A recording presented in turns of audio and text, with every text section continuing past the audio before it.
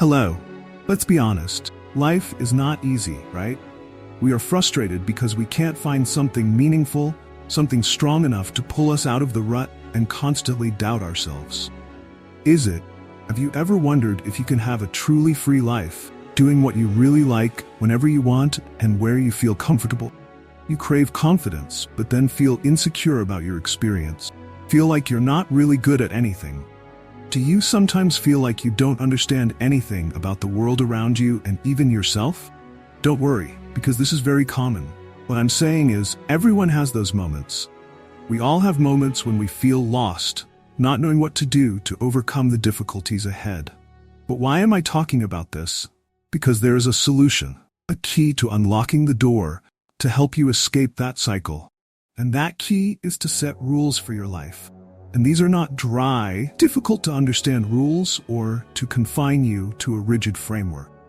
It is easy to understand, but also impressive. These rules help you not only overcome difficulties, but also enjoy life to the fullest. Have you ever heard of Stoicism? Don't be too quick to judge, because this is not a distant or difficult philosophy, but a set of simple, rustic, and extremely practical rules that help you live a truly meaningful life. What I want to say is, this life is not an easy journey. We all encounter difficulties, challenges, and sometimes failures. But the important thing is that we do not let difficulties discourage us. There is a philosophy of life that has been around for thousands of years, and it is still relevant today. Stoicism. Stoicism is a philosophy of life, but it is also a set of rules that help us stay on track in life. These are rules that help you focus on what is within your control. Not let the things that are beyond your control stress or worry you. These are rules that help you turn around obstacles, deal with success and failure with equanimity, and remember that every day we live is one day closer to death. What is life really about? Really, life is a series of choices and actions. Every day you can choose to live your life on your own terms, or you can let things that are beyond your control define your life. You can control your morning, your thoughts and actions, or you can let imaginary problems distract you. But why bother with all this? Why set rules for life? Because, life is complicated, and sometimes it's easy to get lost, lose yourself in the myriad of choices and temptations. But if you have rules to guide you, you'll always know you're on the right track, and won't let the difficulties get you down. Still frustrated because you can't find the right path to live? Still feel like life is a never-ending series of challenges? Don't worry. Are you looking for a way to live authentically, doing what you really like, whenever you want, and where you feel comfortable? Try starting with these simple yet powerful rules of Stoicism. These rules are not to control you, to give you control over your life. Try applying them one step at a time, and you will see a change in the way you perceive life and the way you face challenges. Start by taking control of your life with these simple yet powerful rules. You will not only live, you will live meaningfully, confidently, and inspired. Before we continue on this journey together, I want to take a moment to talk to my wonderful friends. That is, there are small actions that have huge meanings, and they are completely free. What I am talking about is subscribing to my channel and leaving comment. Each time you do these things, you are not only supporting me, but also transmitting great encouragement that I deeply appreciate. These actions reflect the sincerity, kindness, and virtue that Stoicism always promotes. Don't hesitate to share your thoughts in the comments, because that is how you express your views and lifestyle. If you found this content helpful, please leave comment number 1. If you didn't find it valuable, please leave comment number 2. This is really important to us because it helps us evaluate and improve how we deliver our messages in future videos. Leave your mark with these small but meaningful actions. I look forward to reading your shares. Rule 1. Master the morning. In the early morning, when you have difficulty getting out of bed, say to yourself, I have to go to work. As a human being, am I going to do what I was made to do? Or is this what I was made to do? To curl up under the covers and keep warm. Marcus Aurelius. I believe we've all experienced this feeling. The moment when the alarm clock goes off, and we are faced with the most difficult decision of the day, to get out of bed or to stay in a little longer. The question is not simply whether to hit the snooze button, but whether to conquer yourself from the very first moment of the day. In his meditations, Marcus Aurelius asked himself this question every morning. And I believe many of us have done the same. It is understandable to feel drawn to the warmth and security of the bed. But think about it. Is that really how we should start our day? It is understandable that Marcus wanted to stay in bed. He was a Roman emperor, a man of supreme power, and did not need to get up early to work like a normal person. In fact, he could have chosen to stay in bed, and no one would have blamed him. But what makes him special and admirable is that he refused to be so easy. He understood that the key to success in life lies in mastering the morning, starting the day with determination and discipline. Tiberius, one of Marcus's predecessors, abdicated the throne and chose a life of luxury on a remote island. Hadrian, another emperor, spent little time in Rome. They could have chosen an easier life. Marcus did not. He understood that it was his responsibility to rise early and start work, even though no one was forcing him. It is striking to note that Marcus, even as an emperor, took mastering the morning seriously. He knew that winning the morning was the key to winning the rest of the day and even life. He understood that if you start the day well, most of the work is done. This is not a theory, but a simple but powerful truth that anyone can apply. That begs the question, how do you win the morning? What really matters after we get out of bed? I believe that from the Stoics we can glean 3 important habits for a successful morning: journaling, walking, and deep work. First, journaling is an extremely important habit. It is not only a record of thoughts and feelings, but also an opportunity for self-reflection, to reflect on what has passed and prepare for what is to come. Journaling in the morning helps our minds become clearer about the goals and meaning of the new day. Not everyone has this habit, but I believe that if you start, you will notice a big difference in how you feel about life. Second, walking is a simple but effective activity. It not only helps the body warm up, but also helps the mind feel more comfortable and calm. When walking, we can think freely, not bound by daily worries. This is a time for us to connect with nature, with ourselves, and find peace of mind. Ultimately, deep work is a habit that everyone should practice in the morning. When you wake up early and focus on important work without distractions, you will achieve your highest efficiency. Marcus Aurelius understood that the first hours of the day are the precious time to work at your highest productivity. By doing deep work, you will not only get more done, but also feel better about yourself. In short, mastering your morning is more than just waking up early. It is a commitment to yourself. You will make the most of the first hours of the day to do meaningful work. Journaling, walking, and deep work are 3 habits that will help you start your day in the most effective way. Remember, winning in the morning is the key to winning in life. Marcus Aurelius proved it, and I believe you can too. Rule 2: focus only on what is within your control. The chief task in life is simply this: to identify and separate matters so that I can say clearly to myself which external factors are beyond my control and which involve choices over which I actually have control. Epictetus. Do we often get caught up in worrying about things we cannot change? I believe that in our daily lives we encounter many situations that we can easily lose control of simply because we fail to distinguish between what we can control and what is beyond our control. This is one of the most fundamental and powerful principles of Stoic philosophy. Focus on what you can actually control and ignore what you cannot.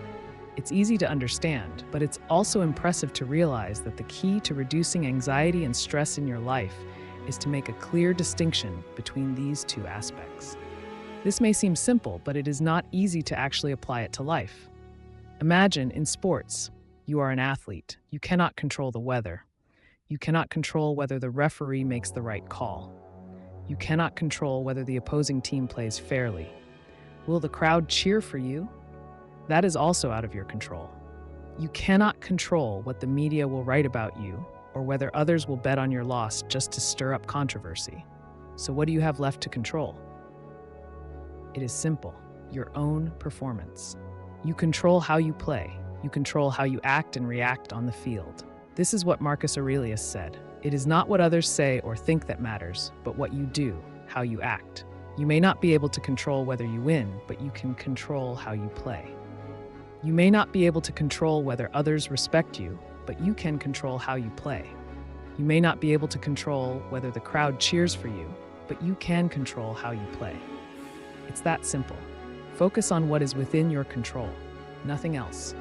If we apply this principle to our daily lives, it will make a huge difference. Instead of spending time worrying about external factors that are beyond our control, focus on our own actions, decisions, and reactions. Those are the factors that you can control. We can't change the weather, but we can carry an umbrella when it rains. We can't change how others think of us, but we can adjust how we treat them. Once we learn to distinguish between what is within our control and what is beyond our control, we will feel more at ease. Life becomes less stressful when we understand that no matter what happens, what matters most is how we choose to respond. This practice is not just a theory, but a skill that can be practiced every day. Take 5 minutes every day to think about your current problems. Divide them into 2 categories, those within your control and those beyond your control. Then, focus completely on what you can control. Don't waste energy on things you can't change. Don't worry about the outcome, focus on the action. Don't worry about how others perceive you, live by your values. You may find this easy to understand, but it can also be difficult to do. However, mastering this rule is the key to achieving peace and focus in life. Remember, not everything is within your control, and that is why you need to focus only on what you can control. This way, you will find peace of mind and peak performance in everything you do. Rule 3, don't suffer imaginary troubles. We suffer more from imagination than from reality. Seneca, do you sometimes find yourself drowning in worry? Do you worry about your job, your family, your future, or even your health? Thoughts of all the bad things that could happen are always present in your mind. You're not crazy to worry like that. It's true that bad things can happen. For example, you could get into a car accident, face a recession, or receive an unexpected medical diagnosis. But is worrying about these things the best way to cope? Think back for a moment. What were you worried about a month ago, a year ago, or 5 years ago? They were probably the same things you're worried about now, right? And how many of those worries actually came to pass? I believe the answer is not many. As the famous writer Mark Twain once joked, "I am an old man and have had a lot of troubles, most of which never happened." This is simple, easy to understand, but also powerful. The fact is, even if bad things do happen, worrying about them beforehand doesn't help, does it? It doesn't prevent them, nor does it make them any less painful when they come. Worrying only tires you out and takes away the joy of life. Seneca, the great Stoic philosopher, made a very profound observation on this issue. He said, "We are often more afraid than hurt, and we suffer more from imagination than from reality." This is true, easy to understand, but also meaningful. It reminds us that our worries often exaggerate the truth, making things that could happen seem much more terrible than they actually are. You may think that worrying is a necessary, natural part of life. But the truth is, worrying doesn't keep you from trouble. It can even create more trouble. Seneca advises, "Do not be sad before the crisis comes." We have a habit of exaggerating or imagining or anticipating sadness. Don't let your worries be bigger than what is actually possible. Don't let your imagination overwhelm reality. The key to reducing anxiety lies in living in the present and focusing on what you can control. This is simple, easy to understand, but also challenging. Think about it. Every time you worry, what are you doing? You are creating terrible scenarios in your head, imagining bad things that could happen, even though they haven't and probably never will. Worrying is just an imaginative game we play with ourselves, and often it brings nothing but stress and fatigue. Is worrying the only way you can cope with life? No, definitely not. You can take a different approach. Whenever you feel stressed or anxious, remind yourself. Live in the present. Focus on what you can control. This will not only make you feel better, but it will also help you take control of your life more effectively. Don't let worry control you. Don't let your imagination become your biggest enemy. Instead, focus on the present. Live with serenity and control what you can. This is simple, yet powerful. And most importantly, it will help you live a happier and more meaningful life. So next time you feel anxious, remember, Worrying doesn't help you, it only makes you more tired. Focus on what you can control and live in the present. This will bring peace and comfort to your soul. I believe you can, if you just start now. We suffer more from imagination than from reality. Seneca, do you sometimes feel overwhelmed by worry? Do you worry about your job, your family, your future, or even your health? Thoughts of all the bad things that could happen are always present in your mind. You're not crazy to worry like that. It's true that bad things can happen. For example, you could get into a car accident, face a recession, or receive an unexpected medical diagnosis. But is worrying about these things the best way to cope? Think back for a moment. What were you worried about a month ago, a year ago, or 5 years ago? They were probably the same things you're worried about now, right? And how many of those worries actually came to pass? I believe the answer is, not many. As the famous writer Mark Twain once joked, I am an old man and have been through a lot of trouble, most of which never happened. This quote is simple, easy to understand, but also impressive. Fact is, even if bad things do happen, worrying about them beforehand doesn't help, does it? It doesn't prevent them, nor does it make them any less painful when they do come. Worrying only wears you down and takes away the joy of life. Seneca, the great Stoic philosopher, made a profound observation on this subject. He said, "We are more often frightened than injured, and we suffer more from imagination than from reality." This is true, easy to understand, but also meaningful. It reminds us that our worries often exaggerate the truth, making what might happen seem much more terrible than it actually is. You may think that worrying is a necessary, natural part of life. But the truth is, worrying doesn't keep you from trouble. In fact, it can create more trouble. Seneca advises, do not be sad before the crisis comes. We have the habit of exaggerating or imagining or anticipating sadness. Don't let your worries be bigger than they actually are. Don't let your imagination overwhelm reality. Key to reducing anxiety lies in living in the present and focusing on what you can control. This is simple, easy to understand, but also challenging. Think about it. Every time you worry, what are you doing? You are creating terrible scenarios in your head, imagining bad things that could happen, even though they haven't happened and probably never will. Worrying is just an imaginative game we play with ourselves, and often it brings nothing but stress and fatigue. Is worrying the only way you can cope with life? No, certainly isn't. You can choose a different approach. Whenever you feel stressed or anxious, remind yourself, live in the present. Focus on what you can control. This will not only make you feel better, but it will also help you take control of your life more effectively. Don't let your worries control you. Don't let your imagination become your biggest enemy. Instead, focus on the present. Live with peace and control what you can. This is simple, but also powerful. And most importantly, it will help you live a happier and more meaningful life. So next time you feel anxious, remember, worrying doesn't help you, it only makes you more tired. Focus on what you can control and live in the present. This will bring peace and comfort to your soul. I believe you can do it, you just have to start now. We fear. Treat success and failure the same. Accept without arrogance. Let go without indifference. Marcus Aurelius. How can we maintain a balance between success and failure? Do we feel like we are flying high when we win? And when we face failure, we feel like we are being pushed down to the bottom? But Marcus Aurelius, one of the greatest emperors of Rome, made a simple yet powerful point. Treat success and failure the same. Why is that? Marcus Aurelius used a metaphor that any of us can easily understand. He compared each person to a rock. Whether it is thrown into the air or dropped to the ground, the rock remains the same. It does not become better when it flies high, nor does it become worse when it hits the ground. The same goes for us. Success does not make us better, and failure does not make us worse.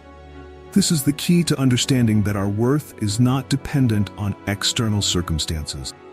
We can see that Marcus Aurelius' life deeply reflects this metaphor. He was chosen to be emperor, one of the highest honors possible. But did that make him superior to others? Absolutely not. He could also lose his throne at any time. At the end of his reign, this almost happened. Did this change him? Did it mean he was less valuable? Certainly not. Marcus was still Marcus, a rock unmoved by things beyond his control. However, the truth is that many of us can find it difficult to practice this idea. It is easy to say that we should not be carried away by success, but when success comes, do we often feel proud, sometimes arrogant? It is easy to say that failure does not hurt us, but when faced with failure, we often feel lost and miserable. So how can we stay calm? The answer lies in the deep awareness that both success and failure are inanimate things. They do not really reflect our inner values. As Kipling wrote in his poem, If you can meet with triumph and disaster and treat both impostors alike. This means that whether you achieve great success or suffer humiliating failure, you will not change. Those are just external events. You are still yourself. Your values do not fluctuate. Finally, we need to remember, success and failure are just things that happen in life. They are not you. You are not what you gain, nor what you lose. Stay firm, like a rock, unshaken by the changes of fate. This is one of the most valuable lessons from Stoicism Marcus Aurelius left us. Rule 5. Just do one thing a day. Happiness is achieved by little, and yet it is not a small thing in itself. Zeno, do you ever feel overwhelmed by the sheer volume of work ahead of you? There are days when we look at our to-do lists and just want to throw in the towel. It's understandable to feel discouraged, but the key to overcoming these challenges is simple. Just do one thing a day. Seneca, the famous Stoic philosopher, wrote many letters to his friend Lucilius. Lucilius, despite his success, power, and status, struggled with the same problems we all struggle with: anxiety, distraction, fear, temptation, and self-discipline. Seneca noticed this and gave Lucilius a simple but powerful piece of advice. Each day, he said, acquire something that will protect you against poverty, death, and even other misfortune. Just one step at a time, a little each day, will take you further along the path to your goals. Here's how to curb our procrastination tendency. Don't feel like you have to do everything at once. Don't get caught up in the pressure of having to get it all done in one day. Instead, remember that incremental, consistent, humble, and persistent work is the way to improve. Little by little, every day, those little things add up to big results. You may have heard of Arnold Schwarzenegger, a man of many hats: filmmaker, entrepreneur, author, former governor, professional bodybuilder, and father of 5. He was also a fan of Stoics and once said, "You do something every day, that's what matters." Whether it's Seneca's advice or Arnold's, the truth is the truth. Just one step at a time, you'll make progress. You just need to win a small victory every day.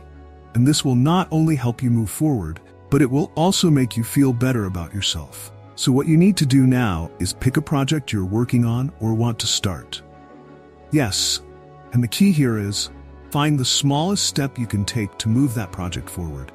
It could be writing a paragraph, reading a chapter, or simply planning the next step. The important thing is to complete that step. It doesn't have to be huge, just small. But each small step, when taken consistently, makes a big difference. I believe that you will see the results more clearly when you look back on the journey you've taken. Each small step, a little bit each day, adds up to a long, meaningful journey. Start today, just one thing, and you will feel the power of perseverance, of these small but extremely important victories. Rule 6. Make great choices. If your choices are beautiful, you will be beautiful. Epictetus, a great Stoic philosopher, once said, "If your choices are beautiful, you will be beautiful." This statement, while seemingly simple, actually has a profound and impressive meaning. Beauty here is not just about appearance, but also about our behavior, our thinking, and our way of living. Epictetus reminds us that true beauty is not physical beauty, but the beauty of our choices, our intentions, and the purpose we set for ourselves in life. Have you ever thought that beauty is just what you see in the mirror? Maybe, but it is not. A woman with a gorgeous appearance, but only because of vanity and self-obsession, cannot truly be considered beautiful. A man can have bulging muscles, but if he only achieved them by taking steroids and neglecting all other responsibilities in life, is he really that impressive? No, he's not. I believe that true beauty is inseparable from the intentions and choices that go into it. Beauty is not just about our appearance, but also about our action, our perseverance, and our purpose in life. Beautiful choices are the key to creating a beautiful person. When you decide to wake up early and go for a run, It is not just because you want to look slim or pretty in the mirror. It is for your health, so you can be there and watch your children grow up. When you put on makeup, don't think of it as just to cover up your flaws, but as a ritual that will help you feel more confident, help you find quiet time for yourself. I believe that hiring a trainer is not just about someone telling you what to do, but about learning the discipline of weightlifting, boxing, or whatever sport you choose. That discipline is what will make you stronger, not just physically but mentally. Not what you do, it's why you do it.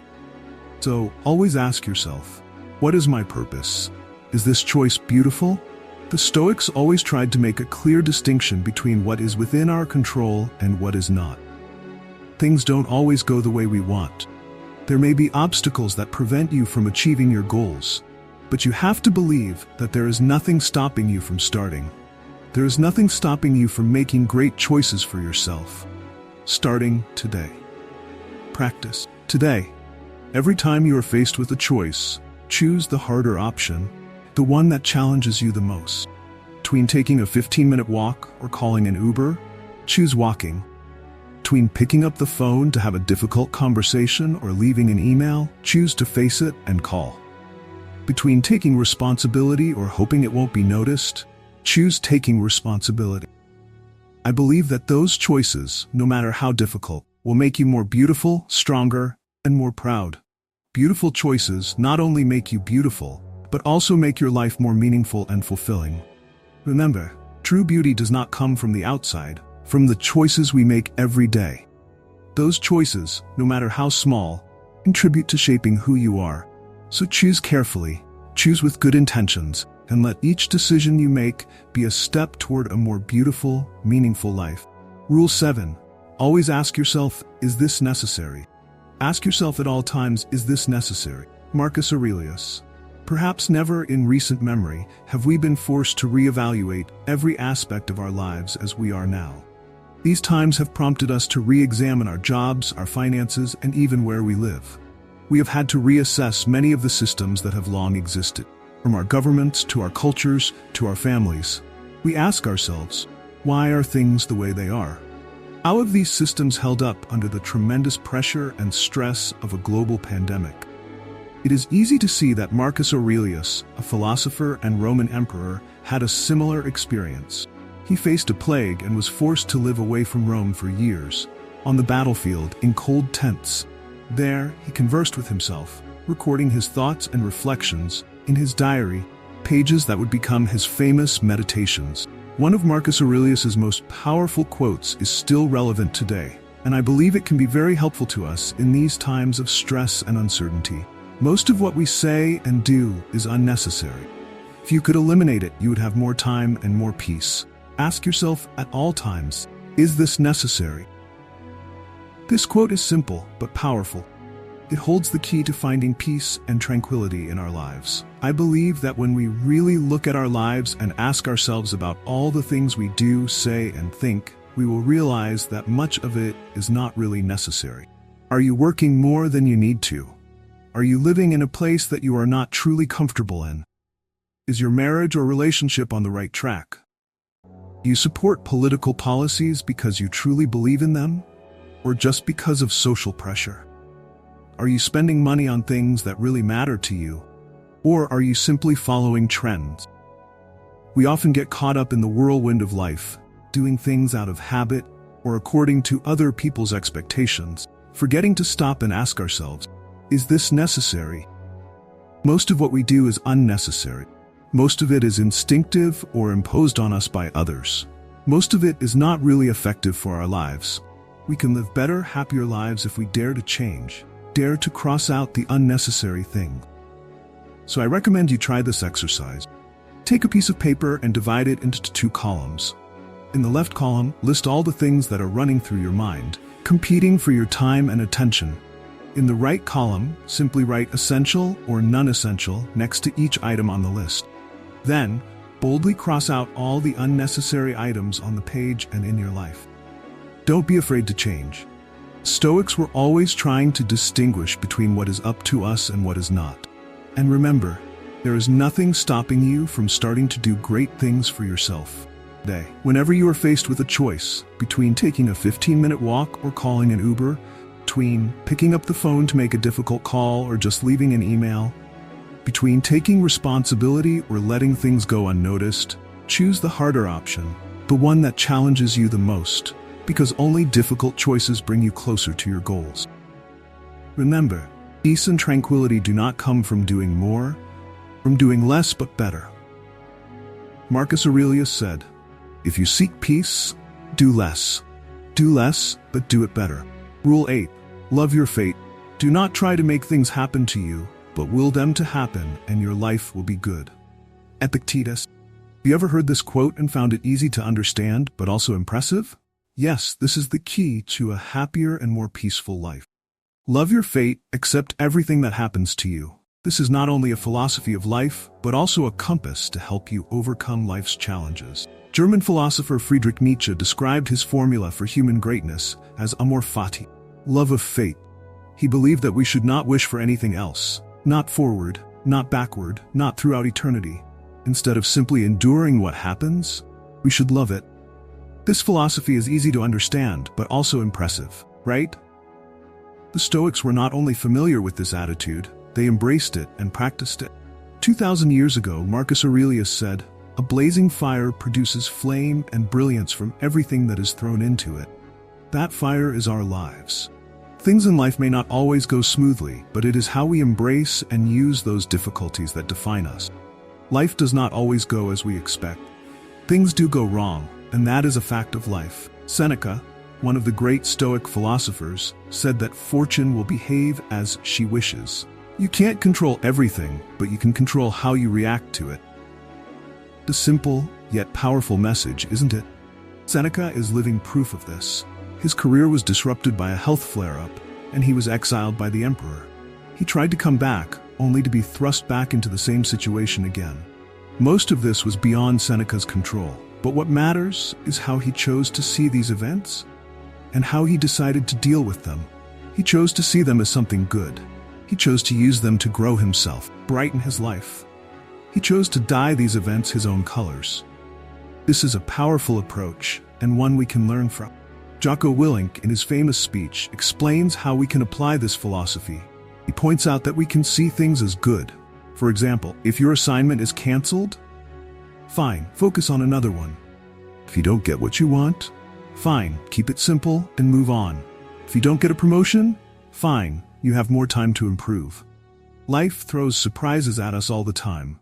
You get to decide how you deal with them. You can choose to lie down and let them bury you, or you can get up and turn them into hay to keep your fire burning. It's your choice, and the right choice is what you need to make. The Stoics believed that loving fate was the best way to live a meaningful life. You can't change fate, but you can love it and turn things into positives. When something bad happens, say good, and then find a way to turn it into an opportunity for growth. Life is only one, and it depends on how you choose to live it. Love your destiny, and you will find life becomes much more beautiful. Rule 9. Talk to the dead. Not all readers are leaders, but all leaders are readers. This is a famous quote from Harry Truman, one of the presidents of the United States, and also one of the most prolific readers to ever sit in the White House. This quote is easy to understand, but also impressive. It reminds us of the power of reading, how we can connect with the great minds of the past just through the pages of a book. Have you ever heard the story of Zeno, the founder of Stoicism? As a young man, Zeno received advice from an oracle that in order to live his best life, he should talk to the dead. It sounds strange, but the advice is not mysterious or difficult to understand. The oracle is not talking about talking to ghosts or spending time in cemeteries, but about reading books. Through books, we can actually converse with those who have passed away. Their bodies may have disappeared. Their thoughts and wisdom remain intact in the pages they wrote. Reading is not just about receiving information, but also about having a dialogue with great figures in history, like Marcus Aurelius, Shakespeare, or Lincoln. It is magical that you can sit in the same room with these people, discuss and learn from them, just by opening a book.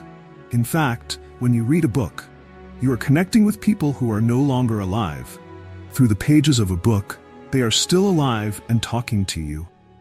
Zeno understood that the key to living a meaningful life is to constantly learn from those who have gone before, who have gone through the same challenges we face. And books are the perfect medium to do that. It is sad that many people in modern society do not realize or take advantage of the power of reading. They deny this superpower, instead getting caught up in the noise on TV or the meaningless status lines on social network. They forget that through books, they have permanent access to the precious thoughts and knowledge of the wisest people who have ever lived. Reading every day is not only a way to expand your knowledge, but also an opportunity for you to learn and explore yourself. It helps you develop your thinking, expand your understanding, and can even change the way you look at life. When you read, you not only absorb knowledge, but also learn how to think, how to analyze, and how to apply what you have learned to your daily life.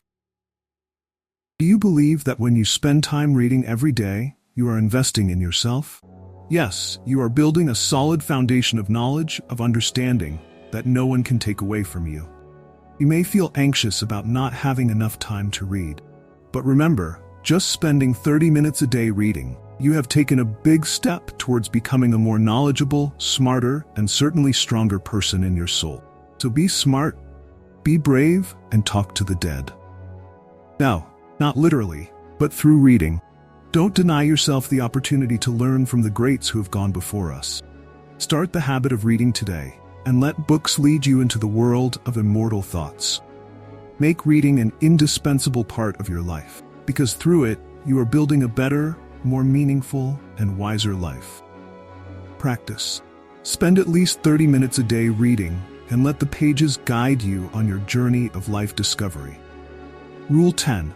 Be strict with yourself and understanding with others. Be tolerant with others and strict with yourself. Marcus Aurelius. Do we often have difficulty being tolerant with others while being so quick to judge them?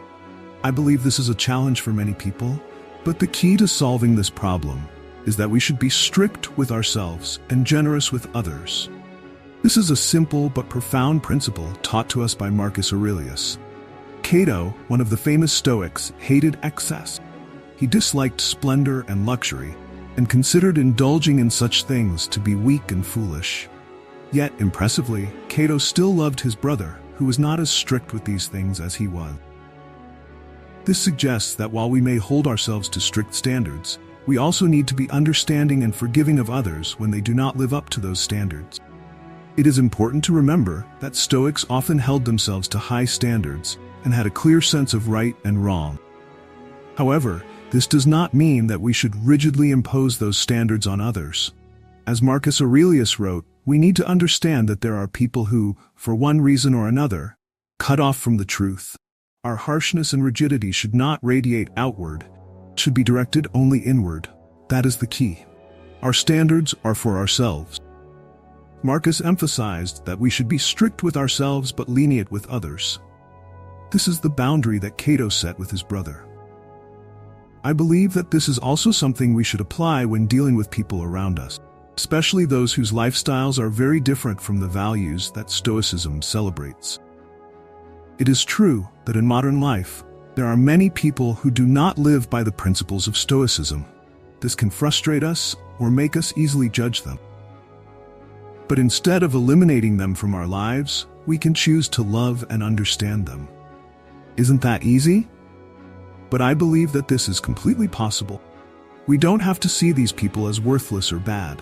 We can still socialize with them, see them on important occasions like Christmas, or simply let them into our lives in a way that respects our personal boundaries. It is understandable, but also impressive, that we can accept that people can see things differently and let them live their lives as they see them, as long as those choices do not harm others. We can hate the sin, but still love the sinner. Because what matters is not how their lives affect us, but how we choose to see and respond to them. The good we still see in them is within our control. So the next time you find yourself disappointed in someone or about to judge them, stop. Instead of letting negative emotions take over, take a moment to look for the good in them. It is a challenge, but also an opportunity for us to grow and improve ourselves. according to the principles set forth by Marcus Aurelius. Try practicing this in your daily life, and you will find that tolerance not only brings peace of mind, but also helps you build better relationships. Rule 11. Turn the obstacles around. Our inner strength, when it follows its natural course, responds to events by adapting itself to what it is faced with, to what it can. It needs no material. It pursues its own goals as circumstances permit, turns obstacles into fuel, just as the flame overpowers that which would extinguish the lamp. What is thrown upon the fire is absorbed, consumed, and made to burn still higher. Marcus Aurelius. Do you tend to avoid the difficult things in life? You can easily take the easier path without facing challenges or obstacles. It is understandable since everyone wants a peaceful and undisturbed life. But is this the key to real growth? I believe the answer is no. In fact, the key lies in not only facing difficulties, but also knowing how to turn them into opportunity. Marcus Aurelius, one of the great Stoics, said that obstacles are the fuel for progress. What prevents you from taking action, in fact, motivates you to take action. When we are thrown into the middle of challenges, like a fire with wind, we are not extinguished, but instead, we are made stronger. It is easy to understand, but also impressive, how the things that seem to hinder us become the driving force for us to move forward. In the novel Memoirs of Hadrian, author Marguerite Yourcenar cleverly expressed this idea through the story of the character Hadrian, who writes to Marcus Aurelius about how to learn from every adversity. Hadrian shared that he always tried to turn the objects that blocked his path into a subject of study, thereby forcing himself to find a positive motive to enjoy that difficulty. Instead of avoiding, he welcomed the challenges and found joy in the surprises they brought. This not only helped him not to be shocked by challenges, but also to make failure a part of himself when he willingly accepted it. You may think this is just a fictional story, but think again. Didn't Marcus Aurelius once write in Meditations that the resistance to action promotes action? It was Marcus who asserted that obstacles, rather than barriers, are actually the path to success. This is a very powerful and practical insight, especially in today's turbulent world. If you have any doubts, think of Laura Ingalls Wilder, a woman who lived a difficult life but still persevered through it all. From the Kansas prairies to the Florida jungles, she faced the harshest living conditions and turned them into opportunities for growth. She believed that there is good in everything if we only look for it. So simple, yet so true. The key is not to avoid difficulty, but to find the good in them. If we only avoid difficulties, we will miss the opportunity to grow and understand ourselves better. This even makes us weak and vulnerable to crisis when the real challenges appear. Therefore, I believe that instead of avoiding difficulties, we need to welcome difficulties, taking them as an opportunity to learn and grow. Try this today. Face life with the spirit of Laura Ingalls Wilder, looking for the good in everything, even when it is not easy to accept. Surely you will realize that difficult things are no longer obstacles, but fuel to help you move forward stronger. Rule 12. Remember, you are dying every day. This is the big mistake we make, thinking that we are looking forward to death. Most of the deaths have already happened. All time that passes is death. Seneca. The above quote from Seneca is simple to understand, yet powerful and profound. It contains a truth that is not easy to accept. We are dying every day. We often think of death as a static event, some final moment in the distant future. Seneca asserts that this is a big mistake. I believe that this way of thinking, while common, can lead to many bad habits and a meaningless life. It is easy to think of death as something that lies in the distant future. We often think of death as an event that will happen but has not yet arrived, and we are moving towards it depending on our age and health. But is this really true? Seneca feels that this is a wrong view. He argues that we are not merely waiting for death, but that death is happening to us right now, in every moment of our lives. Even as you read these lines, time is passing, and that time belongs to death. Death is not a static event in the future, but a continuous process that is happening. It is not waiting for some point in the future. It is right here, right now. When you think about death in this way, things become clearer. You realize that each passing moment is a part of your life you will never get back. Time, when it passes, belongs to death. Easy to understand, but also impressive, right? Death is not something that will happen to us, but something that is already happening every second, every minute. Death is the ticking second hand on the clock, the setting sun each evening, each passing moment that we cannot hold. As time passes, death follows, reclaiming each moment. But what should we do about this? The answer is to live. Live truly, in every moment we have. Don't wait for an uncertain tomorrow. Don't postpone anything important, and don't leave your dreams unfulfilled. Time is the most precious asset we have, and it is constantly passing by. Death takes every moment from us. That doesn't mean we have to give up. Seize each moment while it still belongs to you.